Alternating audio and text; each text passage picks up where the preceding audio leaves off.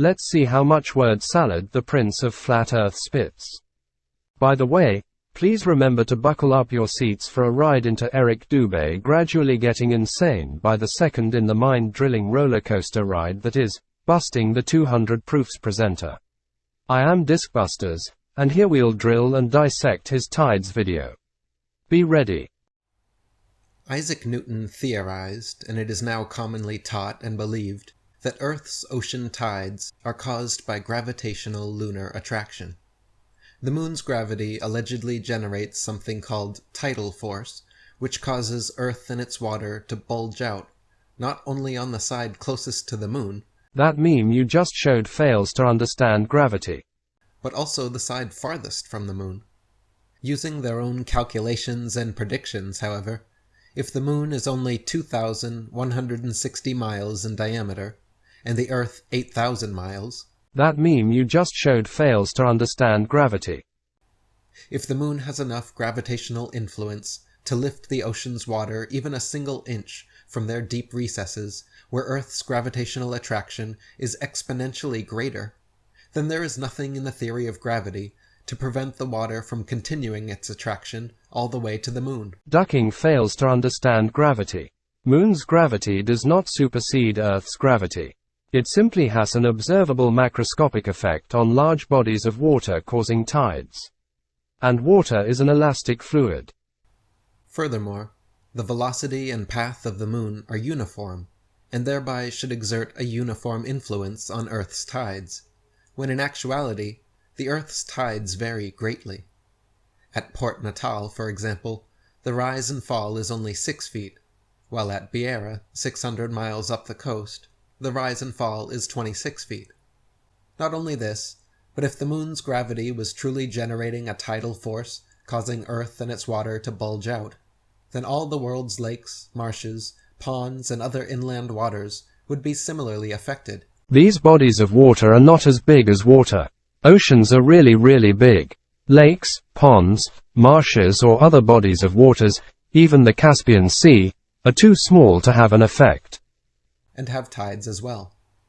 These and other problems caused Isaac Newton to openly admit that his explanation of the tides was the, quote, least satisfactory. Citation required. When did he admit it? Even if he did admit it, tides still satisfy his scientific theory and laws of gravity. Napkins don't go straight to Earth core because Newton's laws say that every force has a reactionary force. Gravity has many reactionary force. 2 are common. One is the normal force which is exerted by solids. The other is buoyancy force. Get it, Eric fucking Dubious? Portion of his theory of gravitation. Dr. Samuel Rowbotham wrote, Plagiarizing Rowbotham again like you did in your disproved 200 proofs you didn't go to school. Thus we have been carried forward by the sheer force of evidence to the conclusion that the tides of the sea do not arise from the attraction of the moon, but simply from the rising and falling of the floating Earth in the waters of the great deep.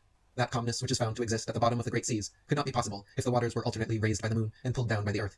Bearing this fact in mind, that there exists a continual pressure of the atmosphere upon the Earth, and associating it with the fact that the Earth is a vast plain stretched out upon the waters, and it will be seen that it must of necessity slightly fluctuate, or slowly rise and fall in the water, as by the action of the atmosphere, the Earth is slowly depressed. The water moves towards the receding shore, and produces the flood tide. And when by the reaction of the resisting oceanic medium, the Earth gradually ascends, the waters recede, and the ebb tide is produced. This is the general cause of tides. So like this. The white line shows the flat Earth. Whatever peculiarities are observable, they may be traced to the reaction of channels, bays, headlands, and other local causes. David Wardlaw Scott wrote, Tides vary greatly in height, owing chiefly to the different configurations of the adjoining lands. At Chepstow, it rises to 60 feet, at Portishead to 50, while at Dublin Bay it is but 12, and at Wexford only 5 feet. That the Earth itself has a slight tremulous motion may be seen in the movement of the spirit level, even when fixed as steadily as possible, and that the sea has a fluctuation may be witnessed by the oscillation of an anchored ship in the calmest day of summer. By what means the tides are so regularly affected is at present only conjectured. Possibly it may be by atmospheric pressure on the waters of the great deep, and perhaps even the moon itself. So the moon causes tides, yeah, because what? Gravity? Magnetism? What? Or will you shout non sequitur? As suggested by the late Dr. Rowbotham, may influence the atmosphere, increasing or diminishing its barometric pressure, and indirectly the rise and fall of the Earth in the waters. The tides are clearly a product of the interconnected ocean waters, and not the other waters of Earth, and therefore caused either by a natural fluctuation of the earth resting upon the great deep, as stated by the above and What great deep? How much word salad did you and that guy you're quoting throw? other 19th century authors, or, if more ancient explorers' accounts can be trusted, an even more fascinating possibility presents itself. Many cultures throughout history have recorded that located at the North Pole exists a large lodestone mountain surrounded by a massive whirlpool vortex, which was claimed to cause the Earth's tides. Just because it was claimed to cause tides doesn't mean it actually causes tides. It's not experimentally verified, nor seen, nor anything. You'll use this to say that the moon gravity then doesn't exist, right? Wrong. Gravity was proven with the Cavendish experiment. This maelstrom allegedly reverses direction every 6 hours, alternately pulling in and pushing out the ocean waters, like the breath of Gaia at the naval center point of Earth, breathing in and out twice per day. If true, this explains the consistent regularity of high and low tides, better than any other proposed theory.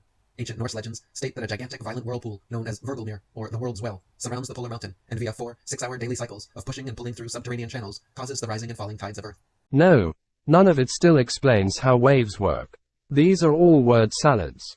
Historical records of this deep abyss can be found as early as the 8th century AD, when Paulus Diaconus, or Paul the Deacon, wrote in his Historia Langobardorum that, quote, "Not far from the shore, where the ocean extends without bounds, is that very deep abyss of waters, which we commonly call the ocean's navel. It is said twice a day to suck the waves into itself, and to spew them out again, as is proved to happen along all these coasts." That should create vortices and pressurized air. There's no giant figure underwater that's 1 kilometer big. Where the waves rush in and go back again with fearful rapidity. By the whirlpool of which we have spoken, it is asserted that ships are often drawn in with such rapidity that they seem to resemble the flight of arrows through the air, and sometimes they are lost in the gulf with a very frightful destruction. Often, just as they are about to go under, they are brought back again by a sudden shock of the waves, and they are sent out again, thence with the same rapidity with which they were drawn in.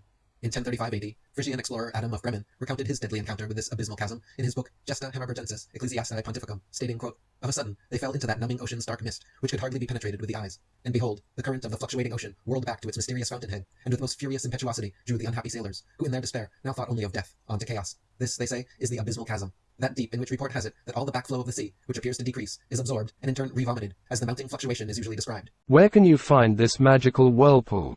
As the partners were imploring the mercy of God to receive their souls, the backward thrust of the sea carried away some of their ships, but its forward ejection threw the rest far behind the others. Freed thus by the timely help of God from the instant peril they had had before their eyes, they seconded the flood by rowing with all their might. What did you say? Freed thus by the timely help of God. Again, freed by the timely help of. Freed thus by the timely help of God. Even though you said this. I am not an idiot, uneducated, or a religious zealot. Freed thus by the timely help of God. Geraldus Cambrensis, or Gerald of Wales, Archdeacon of Brecon, and royal clerk to King Henry II, wrote in his 1188 work, Topographia Hibernica, that, quote, "Not far from the islands towards the north, there is an astonishing whirlpool in the sea, towards which there is a set current of the waves from all quarters, until, pouring themselves into nature's secret recesses, they are swallowed up, as it were, in the abyss. Should a vessel chance to pass in that direction, it is caught and drawn along by the force of the waves, and sucked by the vortex without chance of escape. There are 4 of these whirlpools in the ocean, described by philosophers as existing in the 4 different quarters of the world, whence it has been conjectured that the currents of the sea, as well as the winds, are regulated by fixed principles." Vortices, whirlpools, will not cause tides. Rain will only cause ripples. Wind, though, does play a role in intensifying tides from my standpoint. Indeed, by their breathing, these winds draw to them the waters of the sea, through hidden passages in the earth.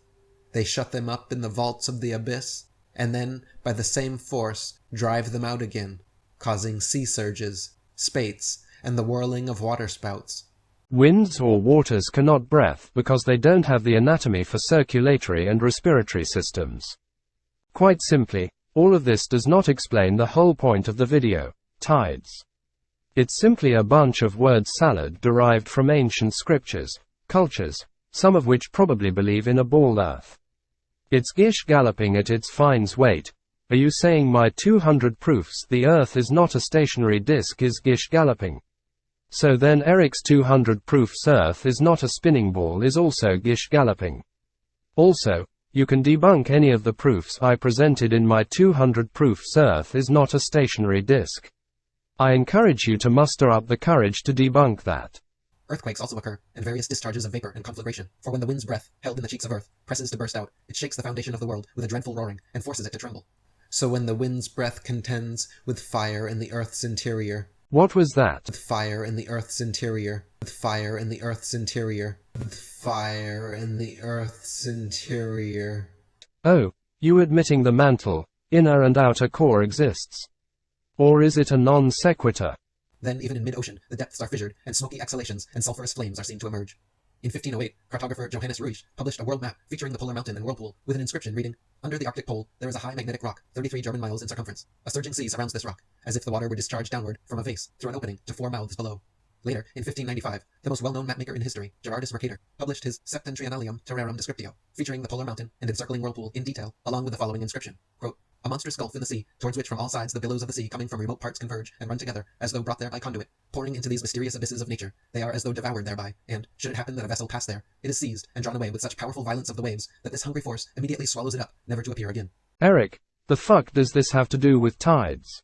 Purchases map of 1625, and in Heylyn's 1659 cosmography, he wrote about them, stating that, quote, "Under the Arctic Pole is said to be a black rock of wondrous height, about 33 leagues in compass, the land adjoining being torn by the sea into 4 great islands, for the ocean violently breaking through it, and disgorging itself by 19 channels, maketh 4 Euripi, or fierce whirlpools, by which the waters are finally carried towards the north, and these swallowed into the bowels of the earth. That Euripus, or whirlpool, which is made by the Pacific Ocean, hath 5 inlets, and by reason of his straight passage and violent course is never frozen. The other on the back of Greenland, being 37 leagues long, hath 3 inlets, and remaineth frozen 3 months yearly. A certain scholar of Oxford reporteth that these 4 Euripi are carried with such furious violence towards some gulf, in which they are finally swallowed up, that no ship is able, with never so strong a gale, to stem the current, and yet there is never so strong a wind as to blow a windmill." So in summation, the prevailing modern explanation of Earth's tides being caused by the moon's gravity is provably incorrect for several reasons, including its insufficient attractive power, the tide's non-uniformity, and the lack of tides on all inland bodies of water. Insufficient attracting power. Yeah, it doesn't supersede Earth's gravity. It has an effect on Earth's objects. What non-uniformity? The lack of tides on all inland bodies of water comes down to how gravity works. Gravity is lazy. It likes big things. That's why the oceans, big water, are attracted towards the moon. Because it is a very large body of water. Smaller bodies of water like the Caspian Sea and the Dead Sea don't have tides because they're not as big as the oceans. Their true cause could be, as Samuel Rowbotham proposed, the natural gentle fluctuation of Earth on the waters of the great deep. However, this simple explanation alone fails to provide an answer for the perfect regularity of tides rising and falling every 6 hours. Glad you admitted it. To account for this, ancient explorers and cartographers offer the much more fascinating possibility of a world well beneath the pole, pushing and pulling all the ocean waters of the Earth through massive subterranean caverns. There is modern circumstantial evidence that lends strong credence to this idea as well. The largest publicly known maelstrom in the world is called Saltstraumen, just north of the Arctic Circle in Norway. This won't cause tidal waves, Eric. Explorers like Rodney Clough were turned away at gunpoint by Russian military vessels when attempting to independently explore the North Polar region. Nowadays, the world well has all but disappeared from modern maps and mines.